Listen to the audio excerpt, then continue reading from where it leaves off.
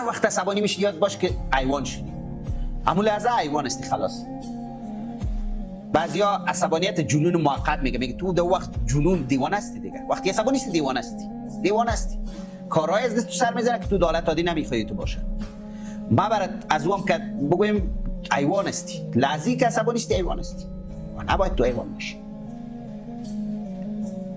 وطن ما رو چیزی که خراب کرده عصبانیت است، از زندگی فردی گرفته تا اجتماعی تا سیاسی تا کلش. تحقیقات نشان میده یک طرف آدمایی که عصبانی نمیشن، یک طرف آدمایی دیدم اعتیاد آدمای عصبانی زیادتر است. اکثرا کسایی که میگم چرا، میگه والا دکتر سم که چرس نکشم عصبانی میشم، با مو خاطر میگه چرس میکشم یا زیگاب میخورم که عصبانی نشم در خانه یا در دفتر. بناهن پیش آدمای عصبانیت اعتیادم زیادتر میباشه.